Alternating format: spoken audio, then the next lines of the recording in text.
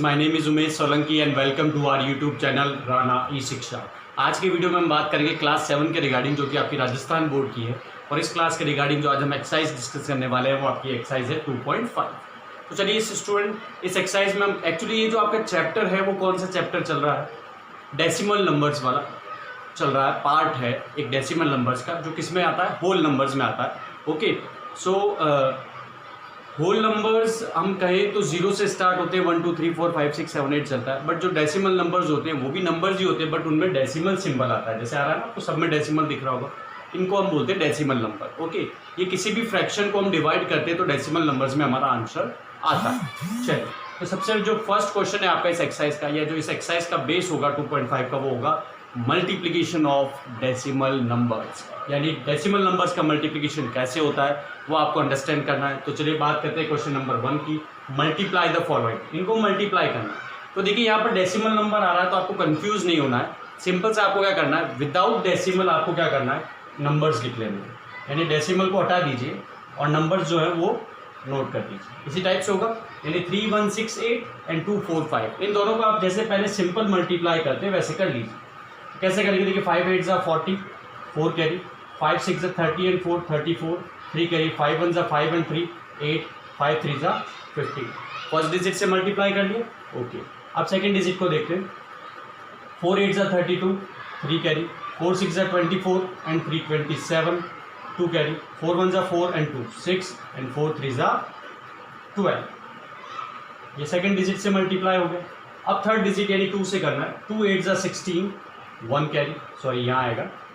2 6 जा 12 and 1 13, 1 carry, 2 1 जा 2 and 1 3 and 2 3 जा 6। तीनों डिजिट से मल्टीप्लाई हो गया। अब हम क्या करते हैं, इनको प्लस कर लेते हैं।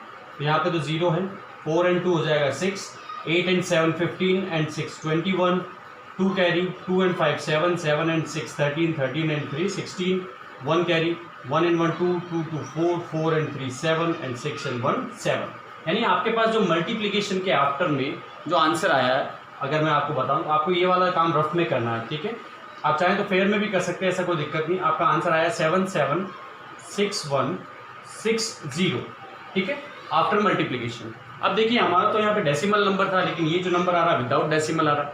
तो अब आप क्या करेंगे, डेसिमल नंबर के बाद में आफ्टर डेसिमल नंबर कितने डिजिट से आप काउंट कर लेंगे। तो देखिए इसको देखें, तो डेसिमल के बाद में इधर ये डेसिमल के आफ्टर होगा, ये डेसिमल के बिफोर होगा। तो इसके बाद में कितनी आ रही, 2 डिजिट्स आ रही, तो 2 डिजिट्स हो गई। और इस डेसिमल के बाद में कितनी आ रही, 1 डिजिट आ रही। तो 2 एंड 1 कितना हो गया, 3 डिजिट्स हो गई, है ना। दोनों का काउंट करना, 2 एंड 1 3 डिजिट्स। तो यहाँ से आपको 3 काउंट कर देंगे, 1 1 2 3। थर्ड डिजिट कौन सी है, 1। तो इसके बिफोर आपको क्या करना है, डेसिमल नंबर इंट्रोड्यूस कर देना, या डेसिमल जो है सिंबल इंट्रोड्यूस कर देना। तो आपका आंसर क्या हो जाएगा, 776.160। ईजी है बिल्कुल। चलिए अब इसके सेकंड पार्ट को करते हैं। देखिए सेकंड पार्ट में आपके पास क्या है, डिजिट्स को विदाउट डेसिमल आपको नोट करना है और 244 से मल्टीप्लाई करना है। तो 4 1 जा 4, 4 0 0, 4 1 जा 4, 4 0 0, 4 1 जा 4। फिर ये चीज़ आने वाली है वापस, तो 4 0 4 0 4।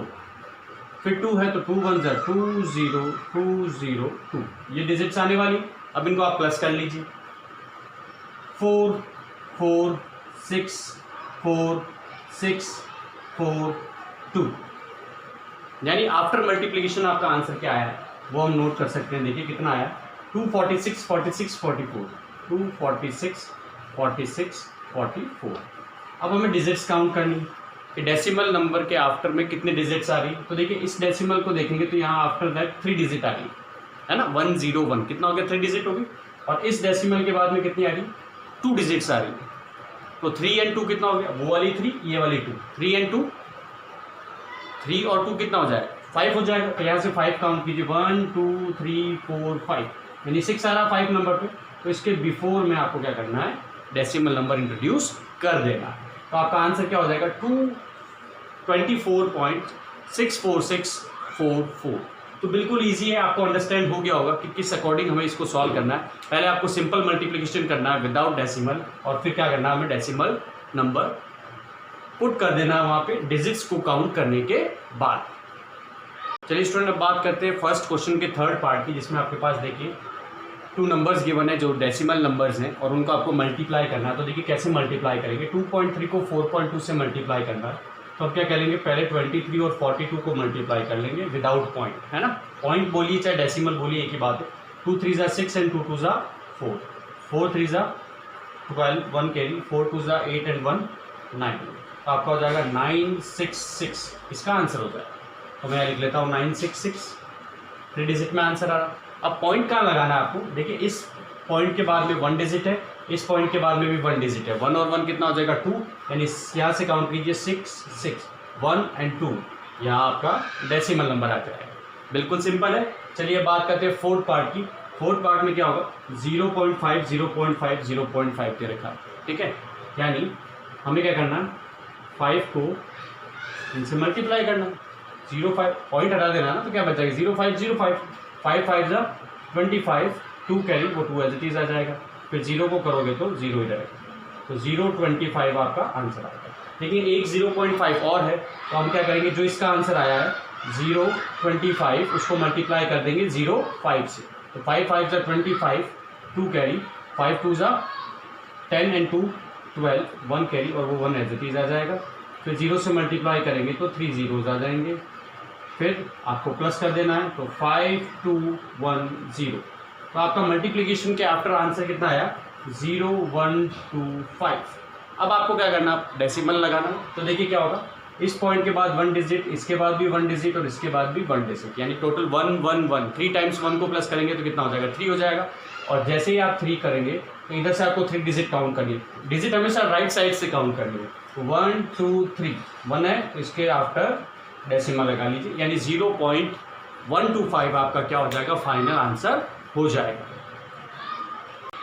चलिए स्टूडेंट, बात करते हैं अब इसके फिफ्थ पार्ट की। जो फर्स्ट क्वेश्चन का लास्ट पार्ट है उसमें भी आपको मल्टीप्लिकेशन ही करना है। तो पहले हम क्या लिखेंगे, डिजिट्स को लिख देंगे विदाउट डेसिमल्स। ओके, 1 से इनको मल्टीप्लाई करेंगे तो 5 4 2 ही आता है।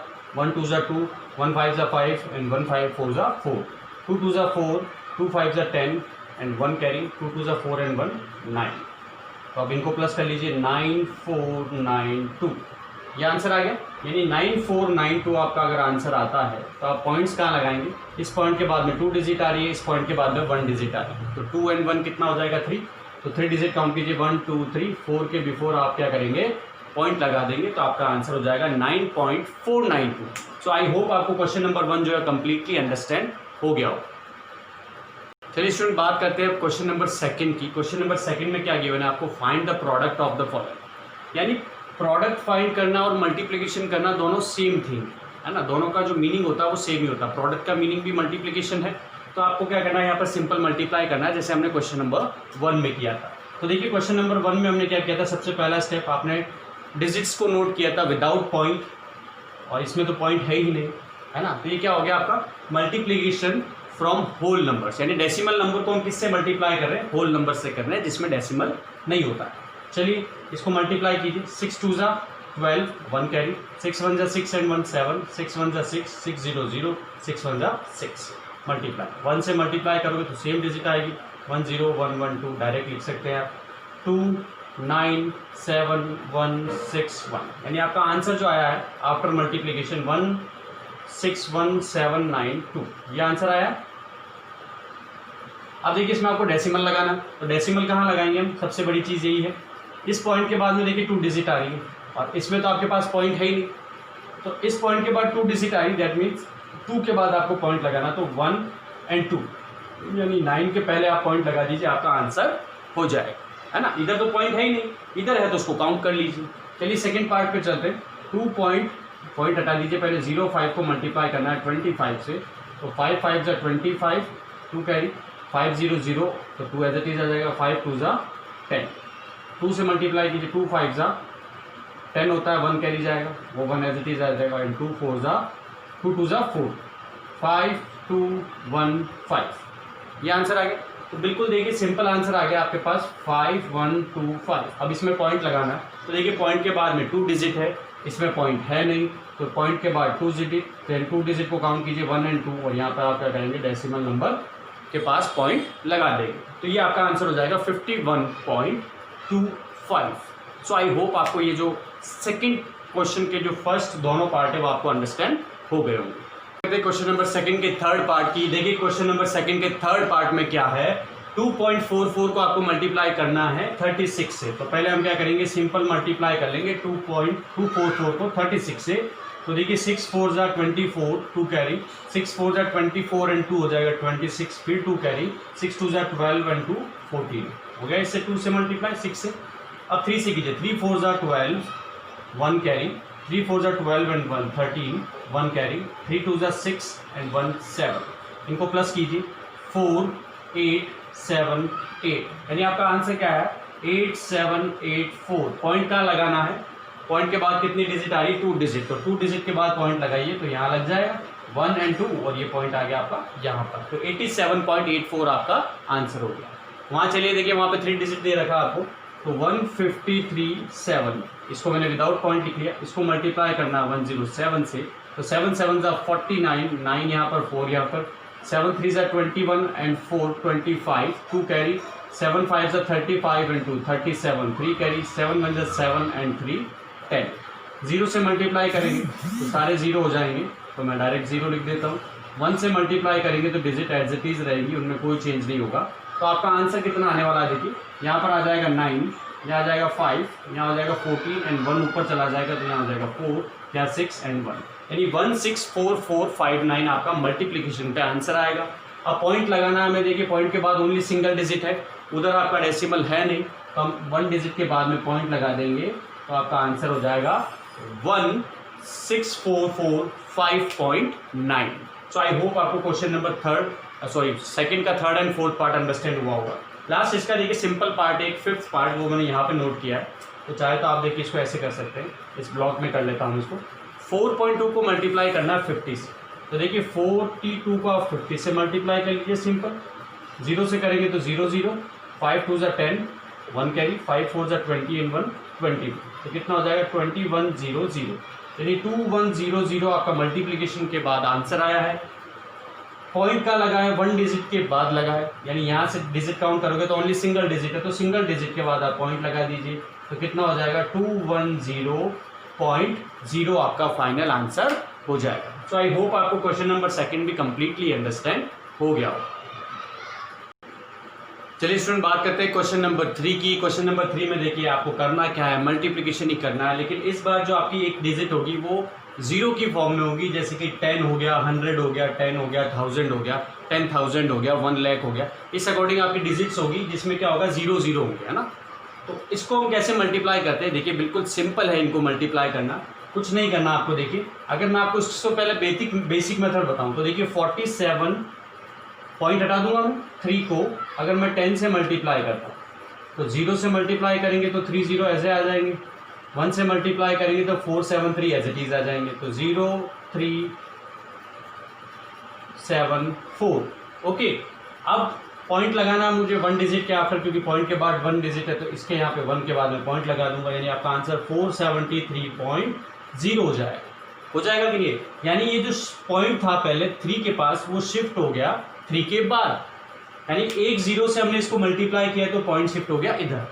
तो अब आप मुझे ये बताइए, यहाँ पर है देखिए सेकंड पार्ट में 3 0, तो पॉइंट कहाँ पे जाएगा, 3 डिजिट के बाद जाएगा, यानी देखिए 0.064 है आपके पास। अब यहाँ पे पॉइंट को हमें क्या करना है, ट्रांसफर करना है। तो पहले देखिए 1 0 से मल्टीप्लाई करेंगे तो यहाँ आएगा, 2 0 से मल्टीप्लाई करेंगे तो यहाँ आएगा, और 3 0 से मल्टीप्लाई करते पॉइंट कहाँ आ जाएगा, यहाँ आ जाएगा। यानी यहाँ आने का मतलब क्या है, 0064 आ जाएगा। और इसके बाद पॉइंट के बाद कोई डिजिट नहीं है तो पॉइंट लगाने का भी कोई मतलब नहीं, क्योंकि पॉइंट के बाद डिजिट होना जरूरी है, यहाँ पर डिजिट नहीं है। अब देखिए यहाँ पर भी फर्स्ट पार्ट में पॉइंट के बाद में 0 आया था, तो अगर आप 0 नहीं भी लिखेंगे तो चलेगा, क्योंकि पॉइंट के बाद 0 कभी भी नहीं लिखा जाता है। लेकिन अगर पॉइंट के बाद कोई डिजिट आ रही है तो उसको आपको नोट करना जरूरी। तो देखिए यहाँ पे क्या आ गया 0064। अब 0064 कितना होता है, 64 ही होता है। आगे आप चाहे 10 0 लगा दीजिए तब भी इसका मीनिंग कितना रहेगा, 64। तो आपका आंसर क्या हो जाएगा इसका, 64। अब देखिए थर्ड पार्ट को हम सिर्फ पॉइंट को ट्रांसफर करेंगे, मल्टीप्लाई करके मैंने आपको बता दिया है कि 1 0 से, यानी एक 10 से आप मल्टीप्लाई करेंगे तो जो पॉइंट होगा, डेसिमल होगा, वो इस एक स्टेप आगे खिसक जाएगा, 100 से मल्टीप्लाई करेंगे तो 2 स्टेप खिसक जाएगा, 1000 से मल्टीप्लाई करेंगे तो 3 स्टेप खिसक जाएगा। अब देखिए यहाँ पर कितना 100 है, यानी 2 स्टेप्स मूव करना चाहिए। तो अब जब ये यहाँ पर है तो एक बार में यहाँ पर, दूसरी बार में यहाँ पर, तो कितना हो जाएगा 926 पॉइंट यहाँ होगा। इसके बाद कोई डिजिट है क्या? नहीं है, तो आपका आंसर क्या हो जाएगा 926। बिल्कुल सिंपल है। इसको मल्टीप्लाई कीजिए। अब यहाँ पर सिर्फ 10 है तो यानी पॉइंट सिर्फ एक डिजिट आगे मूव करेगा, यानी 6 और 9 के बीच में पॉइंट आ जाएगा। तो आप क्या लिखेंगे? आप 36.9, यानी 36.9 आपका आंसर हो जाएगा। अब इसके बाद देखिए पॉइंट के बाद डिजिट थी तो हमको लिखना पड़ा, यहाँ नहीं है तो नहीं लिखा, यहाँ नहीं है तो नहीं लिखा, और यहाँ पे भी नहीं है तो नहीं लिखा।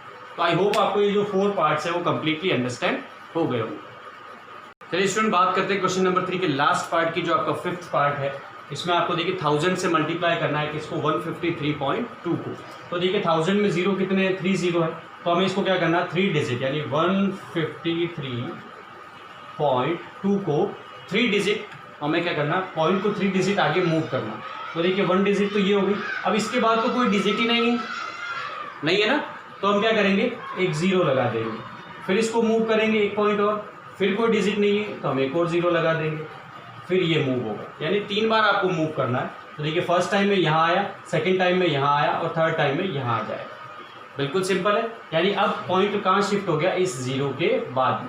अगर कोई डिजिट नहीं है तो आप जीरो लगा सकते हो, है ना, और कोई डिजिट है तो उसको एज इट इज लिखेंगे।